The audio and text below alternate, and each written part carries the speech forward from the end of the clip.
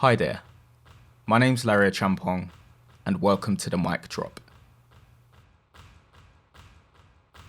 The Mic Drop is a collaborative podcast with the sole purpose of creating a space for migrants, by migrants, exercising agency and exchange for a shared space of collective thinking, storytelling, and debate. It is created through a long-term collaboration between members of Many Hands, One Heart, and myself, supported by Heart of Glass. In this special gaming episode, I'll be talking with Arthur Britney about Hollow Knight, a 2017 Metroidvania action-adventure title developed and published by Team Cherry. Hello everyone, I'm Arthur Britney and I'm here with my big friend Larry. Hello Larry, how you doing? I'm good, Arthur Britney. It's so good to be talking with you. It's been almost a year, right? It's been quite a while, and I'm so excited and happy to be talking with you today. I know it's been a while. I can't believe time goes so fast. It's crazy because I just realized I've been working in this project around 3 years now. Mm-hmm. And like, oh my gosh, 3 years. 3 years, wow. 3 years is in some ways it's not that long, but in other ways it's a very long time, you know? It's more longer than my longest relationship, I would say. Oh wow, well yes, in which case it's a very long time. It's very long time. Yeah, but I'm just so excited to be talking with you today, and what have we got in store for those that are listening? Right, so today we are going to have our gaming dose. Yes. Woo! And I'm really excited to talk about this video game that actually you introduced me, Larry. Mm-hmm. This is a video game because I'm a little bit of a mainstream gamer. I love Nintendo and that kind of stuff. And honestly, I just played Nintendo video games like 1,000 times. I just recently played again the Legend of Zelda that were on the Nintendo Switch expansion pack, and I'm like, wow. Oh my god, I love this so good. And it's like difficult for me to get into new IPs and that kind of stuff. Yeah. But after this big introduction, today we are going to talk about Hollow Knight. Oh yeah. You know what? I'm so glad that you said that you admitted that to me, that you find it difficult to get into new IP, because I have to admit that myself. I was actually going to say to you, you know what? Like, if I'm honest, I haven't played that many, new games per se. But you know what? I feel like the more people that I talk to who play games and enjoy video games, the more I realize it's a similar thing. Because I guess nowadays, compared to, I don't know, let's say 10, 15, maybe 20 years ago, you wouldn't get so many games being released, week by week. Whereas nowadays, It's so difficult to keep up. And I mean, for those that are listening, I'm actually looking into Arthur Britney's amazing room and an incredible display of games, like a beautiful mountain of games. And I'm just kind of thinking, actually, I've got a mountain of games I have to deal with that I've got to play through, and there's just no time in the day for it, right? So I get it, like you play the IP that you and for those that don't understand IP, meaning intellectual property, we play the games that we know, the characters that we know, right? Because of that familiarity, and we know that we're not kind of gonna get let down in terms of quality. But I honestly am appreciative that you trusted me in this case with Hollow Knight, because it's completely new to you, right? Yes. In a lot of senses, because it's a Metroidvania, mm-hmm. which for all listeners, Metroidvania is a kind of game that is it was originated in 19th, I think. Yeah, kind of like 80s and really pushed it. Yeah, no, I mean the term Metroidvania is more from the 90s. Yeah, because the games that they are originated, it was from the 80s and 90s, which is Metroid and Castlevania. Mm-hmm. So it's like a matchup of the characteristics of or the principal things that of these video games that create a Metroidvania. Yes. So basically, it's like kind of like open world, but it's not an open world. So indeed. So in simple words. So yes, Hollow Knight, it's really great, and it's a really good introduction to Metroidvania. And honestly, when you talk about Hollow Knight, it's really difficult to find a moment. Where should I start? Oh my should gosh. I start for the artwork, the visuals? Should I start for how difficult it is? Or shall we start by the lore? Because these are the three things we need to discuss. There are a lot of things. Maybe we start with the lore, because then it just kind of gives people a bit of an understanding of what they're surrounded by. I mean, I'm happy to kick that off. I'm sure Arthur Britney, you're a bit better with that, but because it was a little while since I completed it, because I think I completed it before you did, and so when I was near finishing, I was like, look, I'm not going to spoil this game for you. But essentially, Hollow Knight is set within a kind of fictional realm of insects. You play as an insect, i.e. the Hollow Knight, the title of the game. This character who essentially is moving across a range of different environments, which is within. I'm trying to remember the name of the city. I think was it Hollow Nest City or of Tears? Yeah, Hollow Nest, right? Hollow Nest, yes. Yeah, and essentially what you're trying to do is you're trying to, I think, kind of bring back a moment of time of control in which, the legend of this Hollow Knight, as it were, kind of like reigned forth, and there was kind of like a sense of order within the land. But you can see and you can notice as you go from environment to environment, there's somewhat and these aspects of disarray. There are different characters with different problems and issues, or little puzzles and things that you have to solve. And what's really interesting, the thing that I found really interesting within the lore of that is obviously it's set within this insect kind of kingdom.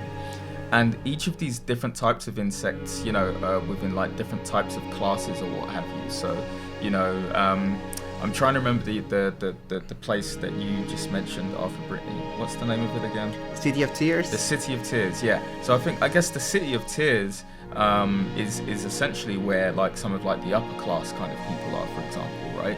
And if you spend time actually talking to the characters, you really find and get a real kind of like depth for these stories of people's pain, and also even the experiences of some of their own people. So there's a cultural kind of set of conversations that are taking place as well. Even conversations that relate gender in certain levels as well. Like I actually did some research when I was playing the game, and I did find out actually that apparently the Hollow Knight is actually genderless. And then also, if you're, and I'm trying to remember the other name of the character, but there is a character, I think that the blacksmith, who is a queer character actually, and they have a relationship with someone else in the game. I forget their name. I think they teach the Hollow Knight certain techniques. I don't know Arthur Britney. Oh yeah, I know. Yeah, I know who you're talking about. One is the guy that the master of the the master of the teacher, and the other one is the one that made the needle. Indeed, yes, precisely. Yes. And and I really found that beautiful. It was amazing. It was just hearing about these two people, and there's the way it's written is they don't allude to the fact that they're in a relationship, not until like you kind of like progress and get the things that kind of like progress the story. And I guess I just really enjoyed that, like from the point of view of somebody who, I wouldn't say like I'm a massive kind of like literature like person, but I love comics, and the way that the game is designed, the illustrations, for example, which I'm sure we'll get into, is incredible. So you merge that with the beauty of the written language of the characters and so on. It's really, really compelling stuff. I mean, I think when I looked last time I checked my game log, I'd spent about 50 hours playing the game. Like I spent a long time playing the game. How long did you spend in the end? Right, and for the main campaign, it was around 32 hours, something like that for the main campaign, and then you got the DLC, the side quests, and everything. I ended up around 60 hours too. Wow. Yeah, because there are many things to do, many things to do. And yeah, to not confuse a little bit more people, I think we can mix up now. You mentioned about the different places. Yes. With how great are the visuals on Hollow Knight. They are so special. They're unbelievable. And the thing is, I am quite picky in the terms of video games. I don't like video games that looks real. Yeah. I don't like much games that they are like trying to make even the skin so real, because it's like scary a little bit for me.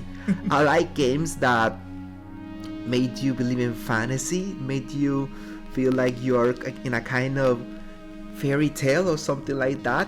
And when I started to play Hollow Knight, I remember I started to play the first area, and honestly, this is going to sound a little bit shady, but it's like the first area is everything black and white. So I was like, oh my gosh, this is an indie, so they don't know much about color and everything. And I was like, oh, all the game is going to be black and white. I'm going to be so bored. And suddenly, when you pass to the second area, everything switched to a green, and I was like, oh my god, this is green.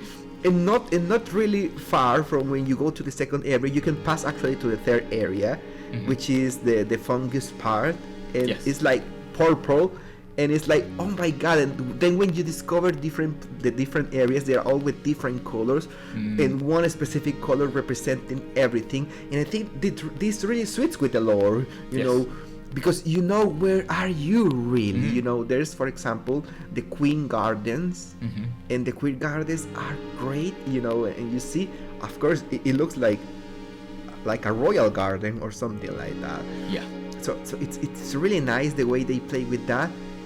And yes, the and then also even the fact that, because again, and just to remind those that are listening, it's a 2D side-scrolling Metroidvania, as Arthur Britney, explained. So, we're talking about a 2D kind of, platform. It's not three-dimensional. However, within the game, as you're moving across these environments, you can actually see an interaction between the foreground and the background. Sometimes, depending on an environment, maybe you've gone across it for the first time, or maybe you're kind of backtracking after you've defeated an enemy, a certain boss or something like that. You can sometimes see certain characters maybe hiding in the background that are kind of looking, and they're kind of like, they're shadowed, but like, the layers of what's going on in the foreground in relation to the background is just really compellingly beautiful. I mean, I'm trying to think of another game to compare it to in terms of the quality of visuals. Maybe Cuphead. Have you played Cuphead? Yes, Cuphead is really great. Cuphead is great, but there are different styles. But but yeah, sometimes this is something really interesting. But because Cuphead and Hollow Knight, they got this in particular, that the visuals, they tell you a story. Because there's something of narrative within the visuals you are seeing. Like you said, the Hollow Knight has the base, the knight, they have like a minimalist design, because they represent an empty base. They don't have feelings, they don't have genders, they are, like I said, they are an empty base, a living empty base. So in that sense, you see, for example, other characters or other bosses, and they tell you a story. For example, it's really cool, this Scatterbrook, the one that he actually throws you poop. You're like, oh my god. Yeah. And it's funny because in real life, Scatterbrooks, they do that. Yeah. They do that. So they play with that, and they are in, they'll tell you a story without telling you a story.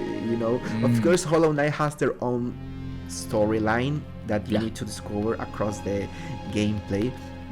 But it's quite interesting. There are other kind of stories that they are not that explicit. And sometimes, like you said, you discover that with playing. Like, for example, this relationship with these two guys that you said, or for example, the story of Hornet that you get to learn. And the interactions, they are really cool. Yeah, no, they're amazing. So, yeah, speaking of which, in terms of like the gameplay, what was your thought around, I guess like because the kind of like fighting system, the mechanics, you can also have this, within the game is embedded this kind of this charm-based system, right? Can you tell us a little bit about that? Yes, of course I can. And I'm going to get into a kind of polemic thing that a lot of people argue about this. But the truth is, there are different kind of gamers, and the fact that you like one way to gaming, it doesn't mean you are less gamer than other person, And this is quite interesting because I usually love Nintendo because they are games that they don't require much challenge, Some of them, they are challenging, but they're enough to not stress you. Yeah. So most of the games I play, Pokemon doesn't have any challenge at all, except Legends Arceus, but that's another storyline. And Zelda, usually it has exactly just the amount of challenging to not make you feel you want to quit the game. Yeah. But with Hollow Knight, it's like I want to quit the game all the time. All the time. Especially when I was there was one specific boss that I swear I don't know how I don't broke my Switch because it was a feeling of angriness, frustratedness. Oh my gosh. And it's this guy that is like, it's a kind of worm, but it's a kind of worm, but they do like tiny copies of themselves and they start to fly around you, and it's a really noisy boss, honestly, because they swoop in, don't they? Exactly. That's the most difficult for me. You know what? I think one of the most difficult bosses for me, I think there were basically these big kind of like beetles. The big kind of like rhino beetles. They were like you play like with 10 at the same time. Yeah, exactly. So if you don't beat one of them quick enough in the right time, then the next one comes, and then the next one comes, and you've got up to 3 or 4 at once, like fighting you, and that stressed the hell out of me. Like I can't tell you how many times I had to turn off the console. I was like, I can't do this. Like, I have to leave. I have to get out of here. It was just so stress inducing, and but I don't know about you, Arthur Britney, but for me, because I do play games where the difficulty curve is, there are differences. Sometimes much easier games, and then other times there are games that are really, really hard. And for me, what happens is, if I'm at a really difficult place, I have to literally just put the game down and leave it for a while. And what tends to happen is, by the time I come back to the game, more often than not, I tend to have worked out a way to kind of like beat the boss. And somehow I did. Like, I wouldn't like to fight the boss again. I'm not sure how I would get through it a second playthrough, but I beat it, Did you find it difficult as well, or did you find it one easy? Well, I find it really difficult, honestly. And well, I had the task because I was like, I need to play this game because this is my job right now. Like, play this game. Basically, I mean, I've been paid for play this game, so I was like, I need to play the game. So it was like quite interesting in the sense, like the fact that it was difficult. And this is not something I do in my daily life because I like to use video games like a getaway. I have enough problems in my life to get frustrated by a video game. But the thing is, here it was different because yes, it was frustrating in some moments, but at the same time I didn't want to quit the game. There was something that was inside of me that made me feel curious about what's going next. What's going there? I mean, what's the next stage? Or this is going more difficult. And there was one moment when you got this mantis, fight, and everyone is saying, "Oh, the mantis, they are so difficult," but I didn't find them so difficult because I was prepared for the moment when I was fighting them. Because I came from previous bosses.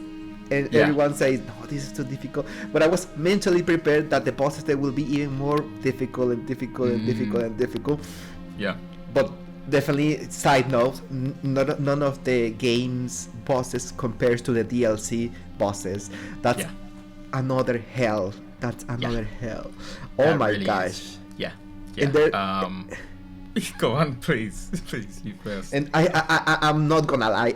I didn't complete the DLCs, especially there's one part when you need to beat all the bosses back to back. I was like, no, I appreciate my life. Thank you. No, I didn't even bother with that one. I'm trying to remember. I think one of the ones that I did do though was I think it involved the kind of like circus troupe. You know, at the beginning. Yeah, that area near at the beginning of the game where you have to collect the souls. I like that guy. Yes, I like that guy.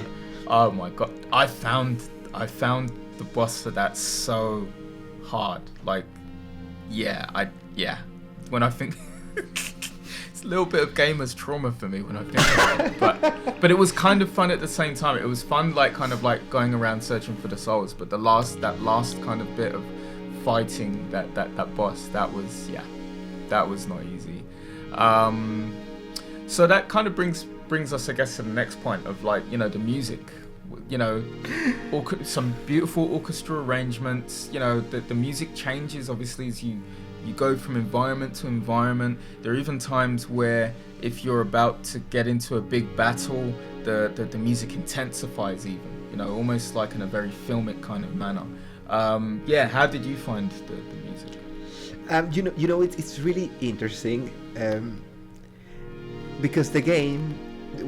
Sorry, I'm gonna mix up this with one of the mechanics of the game. There's one special thing of this game that you don't have a map. Like when you enter to an area, usually in most games they show you the map. Oh, this big, and you connect with this to the other place, and then you can explore within this area. So, for example, in Breath of the Wild, you go to the towers and you get the map, even if you haven't checked all the area. Which places you can go. But in this case, in Hollow Knight, you don't have a map. So when you enter to a new area, that gives you a lot of stress. But a lot of stress that you are, no, I don't want to die because just for the ones that haven't played the game, if you die, you lose all your coins in the game. So basically this is one mechanic that basically you die, you lose all your coins, so you need to get back to the place you die, fight with your ghost, and you get back your money. Basically, more or less like kind of stuff. So that was something that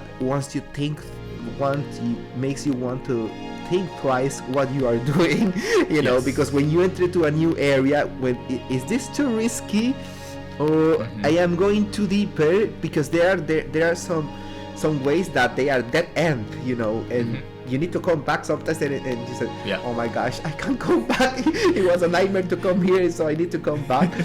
so the thing is, there was one specific character that he sings, and every time I hear him singing, oh my gosh, I feel like that was the happiest moment of my life, because I came from a long way. I don't know where I am. I almost died, or maybe I died a couple of times.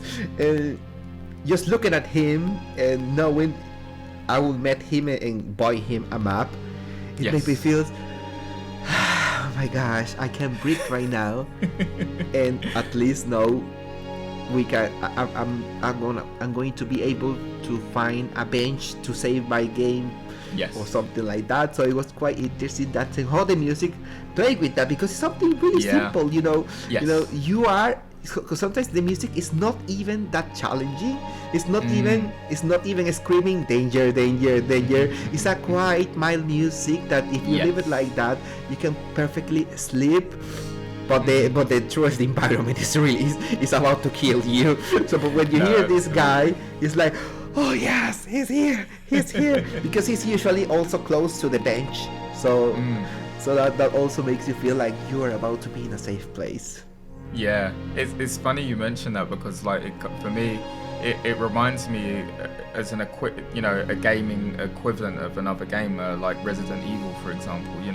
When you get into the typewriting area, where whenever you find a typewriter in that space, the music in there tends to be like calm and relaxing and slow, and Yes. and you just know it's all good, so when you were just kind of saying about like hearing the person with the map where it's just like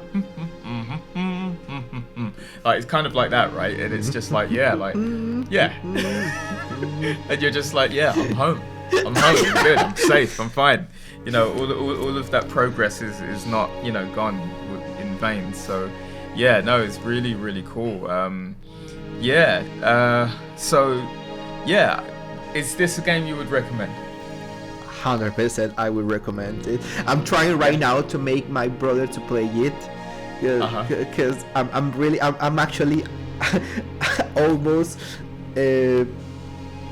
trying to make him to play it like really hard. So I told you, he asked me for a video game for Metroid Dread, and I told you, okay, I'll buy you Metroid Dread, but if you play the Hollow Knight, if you finish it. So he's like, I need to play. Well, I would say he won't have any regrets in playing it, because it's really a good game. So definitely the kind of game you want your games to play it and suffer. Yeah, absolutely. Yeah, I'm gonna agree with you. I highly recommend the game. I think there's a difficulty curve and spike at certain points for sure, and some people might find that quite annoying. But I think if you stick with it, the game has a lot to kind of like reward you. I'm trying to remember. Is there a difficulty level? I'm almost certain. Can you increase or decrease the difficulty level? No. Yeah, you've heard it there. You just go in and you play, and it gets difficult at times. Really difficult. No. I think there's a DLC after you beat the main campaign. That you have the options to play the game with a more difficult level. I think it's like you die basically with one. There's like a survival version of it, right? You die once and the game is over. You can't save anyway. You've got to play it from A straight through to B, and I don't think I'll be doing that. I appreciate my life. I love myself. Sometimes I have low self-esteem when I see those challenges. I say, there's people that they do that to themselves. So at least I love myself a little bit. just a bit more, just a bit more. Yes. Amazing. Well, it's so cool to be reviewing again. I look forward to like talking about some more games. Before we do go, what are you playing at the moment, or what are your plans? Or do you have any plans for any particular games you want to play? Or? I just got Kirby and the Forgotten Land. Oh wow! Okay. So that's cool. I mean, Kirby is like it's just like you can basically play a slave, but the art and the visuals of this game they are really beautiful. So it's just so great. And of course, I've been loving a lot of Legend Arceus. Even people shade them a lot and drag them for the graphics. I really enjoyed it. It was so addictive gameplay, and I have a lot of good times and fun with Legends Arceus. Yes, what about you, Larry? Me, good question. I've just come toward the end of playing Borderlands Part 1. Well, replaying it actually, because I played it previously on the Xbox 360. Was it 360? I think it was 360. And then it got re-released on the Switch as a collection. You get Borderlands, you get the prequel game, then you get Borderlands 2. And I've just been replaying it and just really enjoying it. It's a first-person shooter game, but it's kind of the visual style is kind of like cel shaded, and the characters are very kind of like unique and kind of like very out there, and I just kind of love it. The sound of the game as well is really cool. Some really unique kind of like RPG elements with it too, and it's just it's a blast to play. It's cool in multiplayer or playing that on your own. So just coming toward the end of that, and then I think I'm gonna finally knuckle down to playing Metroid Dread perhaps, and maybe I'll get round to The Last of Us Part 2 for the PlayStation. So we'll see. Yeah, we'll see. Well, I'm still a Nintendo lover, so. Oh no, I'm honestly with you, Nintendo all the way. I mean, I don't know, like I love playing games across consoles, but yeah, no, I mean, yeah, I know you're the Nintendo person. Yeah, but yeah. Well, we maybe we can have another episode talking about why I don't live Nintendo, because I have I had a big dilemma the last few days, because I love Fortnite. I love Fortnite a lot. But honestly, on the Nintendo Switch is crap. Because I play Fortnite with a lot of friends. We got like our dream team or squad. We're terrible building, but we have a lot of fun, and that's the important thing. Indeed. The thing is, my brother, for example, plays on the computer. My friends, they play on Xbox or PS, and they have a different drawing line, so they can see enemies from distance, and I'm like, where is them? Where are they? I can't see them. I mean, like they are trying to fight them, and I'm like, I can't see anyone until I go a little bit closer, and they kill me. so it's like I started to think about to get that Xbox Series S, because it's like the middle area between console of the new generations and the previous. But I was like, which games I will play? And then I started to think about the Game Pass, and nothing really caught my attention. Then I started to think about PlayStation 4, because the 4 they are cheaper right now. But it's like, do I really gonna spend around £200 just to play Fortnite? that was what I said. It's not such a good idea, especially for a game that is technically free, right? Exactly. So yeah, it's quite like interesting stuff to think about why I don't move from Nintendo, because I don't feel comfortable, honestly. Yeah, no, definitely. They don't caught my attention, except this one game that came out on Xbox and Game Pass that really caught my attention. It's called Tunic. Oh yes, which you play as this kind of fox, right? Yes. It's kind of inspired by the Legend of Zelda, right? Yes, they caught my attention. It's like a Link Fox. Yeah. So I was like, yes. Well, if I bought the Xbox Series S, I will play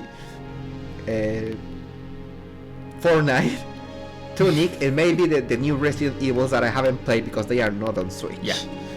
Oh yeah. But people say usually that if you are a Nintendo lover, you just basically you get other consoles for games that are not coming to Switch.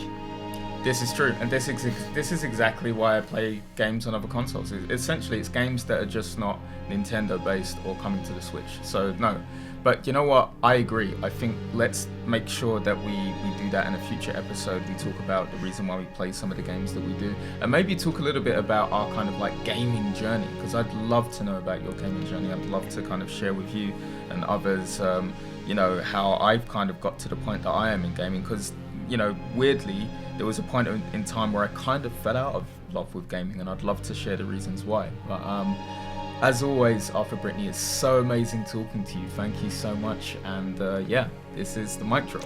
Yes, happy to hear you and see you, Larry, and everyone at home. Stay safe, take care, and see you again soon.